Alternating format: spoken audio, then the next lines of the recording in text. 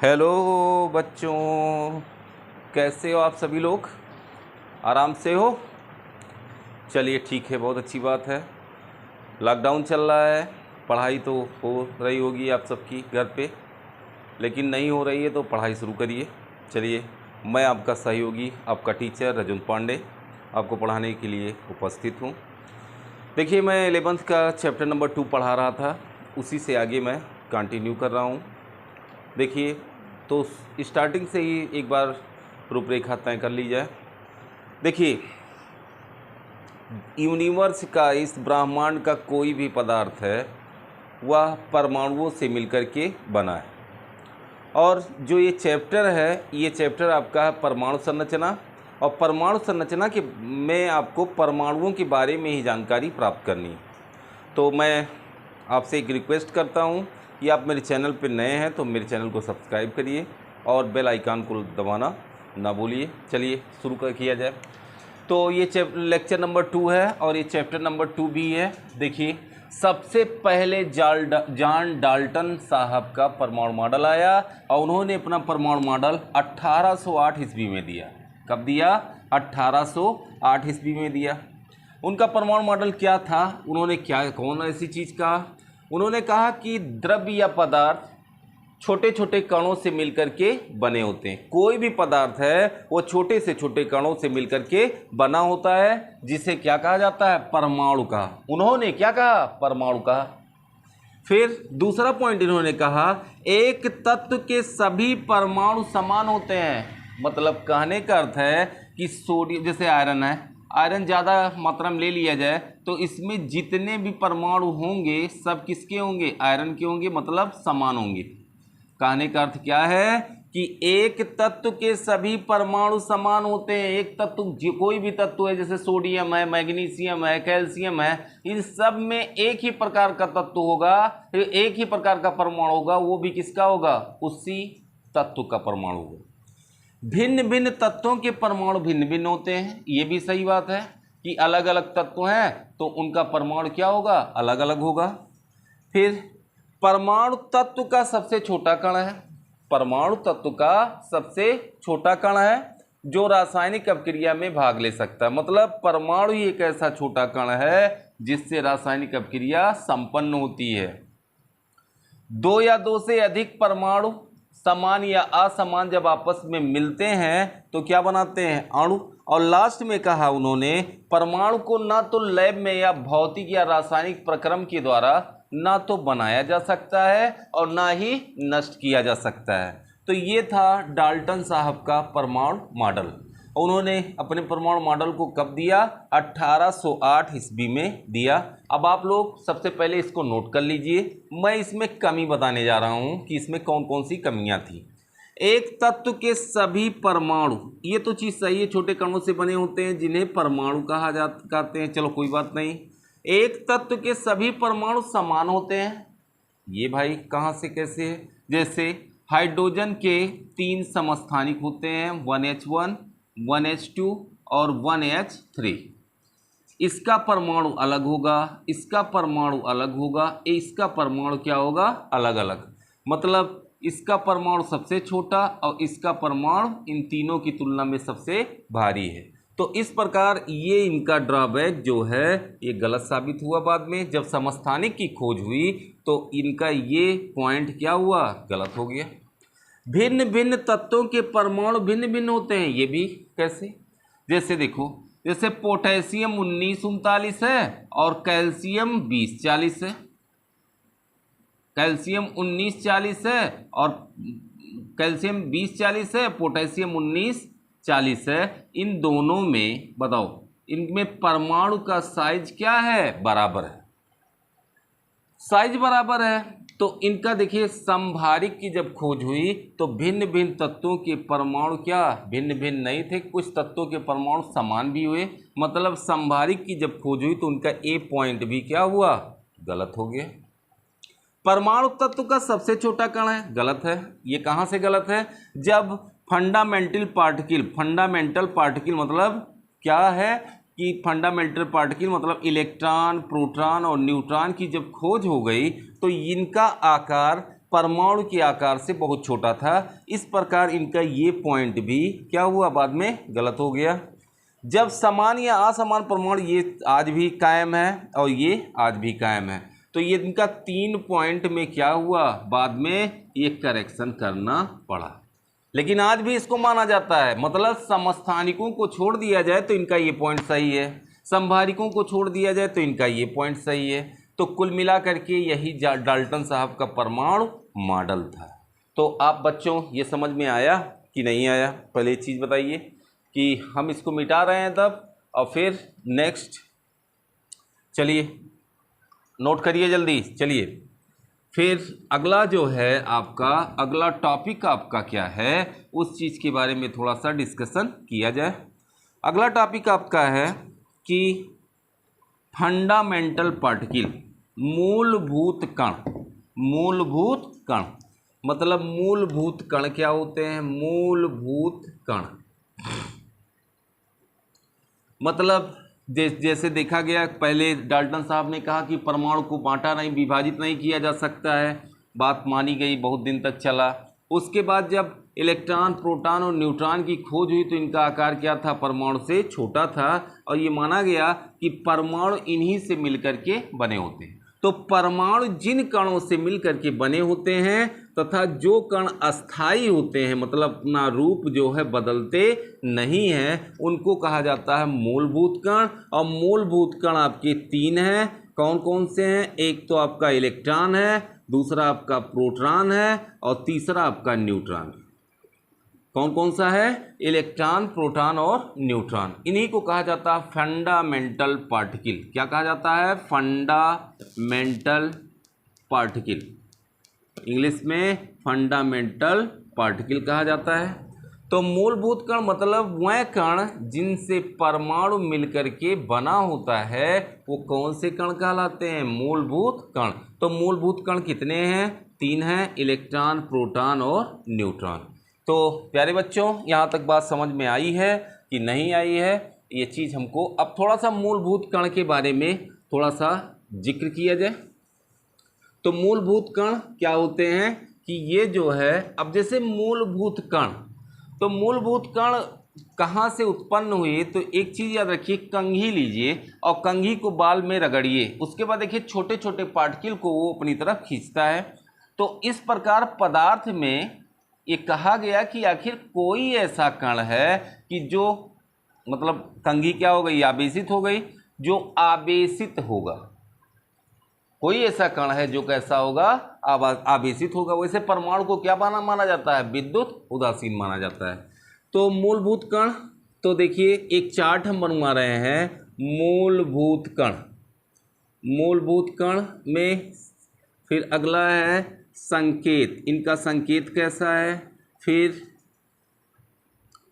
Relative mass, मास कितना है किसमें, किलोग्राम में। उसके बाद रिलेटिव मास, रिलेटिव मास मतलब इसका द्रव्यमान और इसका सापेक्ष द्रव्यमान। और लास्ट में 1 मिनट मैं वीडियो पुश करके आप सबको इसको नोट कर दे रहा हूँ। हाँ बच्चों देखो, मैंने वीडियो पुश करके ये चीज़ आपके लिए लिख दिया, एक डाटा। मूलभूत कण कौन है, प्रोटॉन, न्यूट्रॉन और इलेक्ट्रॉन। प्रोटॉन को किससे प्रदर्शित किया जाता है, P+ से, मतलब P से, या H+ आयन से भी प्रदर्शित किया जाता है। इसका द्रव्यमान 1.673 × 10⁻⁻27 किलोग्राम होता है। और सापेक्ष द्रव्यमान मतलब प्रोटॉन का द्रव्यमान 1 माना गया है, तो इसका सापेक्ष द्रव्यमान क्या होगा, इसी में उतने से भाग दे दो, इतने से तो 1 नहीं होगा। तो इस पर आवेश क्या होता है, सापेक्ष आवेश +1 होता है। न्यूट्रॉन, न्यूट्रॉन को N0 से रिप्रेजेंट करते हैं या प्रदर्शित करते हैं, इसको 1.675 × 10⁻⁻27 से। और इसका सापेक्ष द्रव्यमान क्या है, 1 है, क्योंकि इसका द्रव्यमान और प्रोटॉन, न्यूट्रॉन और प्रोटॉन का द्रव्यमान लगभग बराबर है, इसलिए इसका सापेक्ष द्रव्यमान भी क्या लिया जाता है, लगभग बराबर लिया जाता है। इस पर आवेश क्या है, 0। इलेक्ट्रॉन, इलेक्ट्रॉन को E- से प्रदर्शित करते हैं और इसका जो द्रव्यमान होता है 9 109 गुणे 10⁻31 किलोग्राम, मतलब इन दोनों से बहुत हल्का है ये। और इसका सापेक्ष द्रव्यमान, मतलब इन दोनों से ये इतना हल्का है, और इस पर आवेश क्या है, -1 है। तो ये था मूलभूत कण के लिए चार्ट था, और ये चार्ट आप लोग अपने कॉपी में बना लीजिएगा। इसको बना करके फिर जैसे हम ये नोट्स पे लिखते जा रहे हैं वैसे आप लोग नोट्स बनाते चलिए। अगला पॉइंट है इलेक्ट्रॉन की खोज। क्या अगला टॉपिक है, इलेक्ट्रॉन की खोज। तो इलेक्ट्रॉन की खोज, कई वैज्ञानिकों का योगदान इसमें है। कुछ छोटा छोटा प्रयोग किए थे। सबसे पहले जूलियस प्लकर ने सेट किया था, लेकिन उनको इतना योगदान नहीं मिला। कहाँ से, विलियम क्रुक्स एक वैज्ञानिक थे, उन्होंने एक विसर्जन नली लिया। क्या लिया, विसर्जन नली लिया। विसर्जन नली लगभग 60 सेंटीमीटर लंबी थी। कितनी सेंटीमीटर की लंबी थी, 60 सेंटीमीटर। इसमें 2 प्लेटों को लगा दिया। एक प्लेट, ये दूसरी प्लेट। विसर्जन नली कांच की बनी होती है, ये भी याद रखिएगा कि कांच से की ये बनी होती है। इसको बैटरी के द्वारा जोड़ा गया। किसके द्वारा, बैटरी के द्वारा। किसके द्वारा, बैटरी के द्वारा। आप जानते हैं कि बैटरी में 2 प्लेटें हो, 2 ध्रुव होते हैं, एक माइनस होता है, एक प्लस। जो लंबी खूंटी टाइप का होता है उसको प्लस माना जाता है, जो छोटा होता है उसको माइनस से प्रदर्शित किया जाता है। यहाँ पर एक अमीटर लगा दीजिए, अमीटर लगा दिया उन्होंने, और यहाँ पर एक कुंजी लगा दी। कुंजी मतलब स्विच है, ऑन ऑफ करने के लिए आसानी हो। तो ये थी क्या, कुंजी। ये आपकी बैटरी है, ये आपकी क्या है, विसर्जन नली। क्या है ये, विसर्जन नली। फिर यहाँ पर इन्होंने एक निर्वात नली लगाया, और निर्वात नली ये है, और इसके ऊपर क्या लगाया जाता है, निर्वात पंप। निर्वात पंप मतलब वायु के मॉलिक्यूल्स को बाहर निकालने का काम करता है। फिर ये जब सेट किया, उसके बाद इन्होंने यहाँ बैटरी का वोल्टेज बढ़ाना शुरू किया, मतलब विभवांतर इसका बढ़ाना शुरू कर दिए। पहले 100 रखे, 200 रखे, फिर जब पहुँचे 10,000 वोल्ट। कितना वोल्ट, 10,000 वोल्ट विभवांतर किया। तब देखा यहाँ का जो दाब है, इसमें गैसें भरी होती हैं, विसर्जन नली में गैस भरी होती है। इन्हीं गैसों में विद्युत के विसर्जन का प्रवाह का अध्ययन कर रहे थे, और इन्होंने क्या निकाला, इस चीज़ के बारे में हम बात करने वाले हैं। तो क्या देखा, 10,000 वोल्ट सप्लाई किया गया इस पर। तो इन प्लेटों, अब देखिए जो ऋण प्लेट है ये माइनस हो जाएगी, और ये क्या हो जाएगी, प्लस हो जाएगी। 10,000 वोल्ट जब सप्लाई किया विद्युत का, तो देखा क्या इन्होंने, कि देखा कि इसमें आमीटर में कोई विक्षेप नहीं है, मतलब आमीटर जैसे पड़ा था वैसे पड़ा है। अर्थात 10,000 वोल्ट पर भी गैसों में विद्युत का प्रवाह नहीं होता है। इससे क्या निष्कर्ष निकला। उसके बाद गैस में यहाँ पे दाब को उन्होंने कम करना शुरू किया। पहले दाब किया 10⁻⁻2 ATM, मतलब पहले 1 ATM था, उसके बाद दाब घटा करके इन्होंने क्या किया, 10⁻⁻2 ATM कर दिया। तब देखा कि इसके बीच में प्रकाश उत्पन्न हो गई। दोनों प्लेटों के बीच में क्या उत्पन्न होती है, प्रकाश उत्पन्न होती, मतलब पूरी प्लेट अंदर से क्या होती है, चमकने लगती है, और ये भी चलने लगता है। अमीटर जो लगा था वो अमीटर क्या होने लगता है, इसकी सुई जो है चलने लगती है, इसकी सुई क्या होने लगती है, विक्षेपित होने लगती है। फिर क्या किया इन्होंने, फिर अब दाब को और घटा दिया, इसके स्थान पर 10⁻⁻4 ATM कर दिया। अब दाब और घटा दिया तो यहाँ जो रंगीन प्रकाश दिखाई देती थी वो भी गायब हो गई। प्रकाश तो गायब हो गई, लेकिन इसका विक्षेप अभी भी जारी था। मतलब 10⁻⁻2 ATM दाब पर भी ये गैसों में विद्युत का चालन होने लगा। लेकिन 10⁻⁻4 ATM जब किया गया तो गैसों में विद्युत का चालन तो हो रहा था, मतलब गैस की मॉलिक्यूल्स बहुत कम हो गए, इसलिए यहाँ पर विसर्जन मतलब चमक नहीं दिखाई दिया। क्यों नहीं दिखाई दिया? क्योंकि गैस के अणु आपस में टकराते थे तो वही चमक के रूप में दिखाई देती थी। अब दाब कम कर दिया तो गैस के अणुओं की संख्या भी क्या हो गई? बहुत कम हो गई। जब गैस के अणुओं की संख्या कम हो गई भैया, तब फिर क्या होगा? तो तब देखा क्या उन्होंने कि मतलब इसके बीच में अंधेरा ही अंधेरा है, लेकिन ये चल रही है, आमीटर चल रहा, मतलब इसका अर्थ क्या हुआ कि इसके बीच में विद्युत का प्रवाह हो रहा है। अब भैया आप ही देखिए, इसने बीच इतनी गैपिंग है, क्या विद्युत का प्रवाह होना चाहिए? नहीं होना चाहिए। तो होता क्या है, उन्होंने क्या कहा कि कैथोड से कुछ किरणें निकलती हैं। क्यों कहा? क्योंकि इसके पीछे जो ये दीवार है ये हरे रंग की चमक दे रही थी, तब भी कौन सी चमक दे रही थी? हरे रंग की। तो कैथोड से कुछ किरणें निकलती हैं और किधर जाती हैं? एनोड की तरफ जाती हैं, और एनोड के पीछे वाली दीवार से टकरा करके क्या उत्पन्न करती हैं?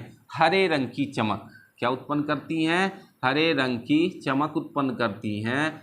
इसी चमक के आधार पर ये कहा गया कि कुछ किरणें कहाँ से निकलती हैं? कैथोड से निकलती हैं। किधर जाती हैं? एनोड की तरफ जाती हैं। इन्हीं किरणों का नाम कैथोड किरणें रखा गया।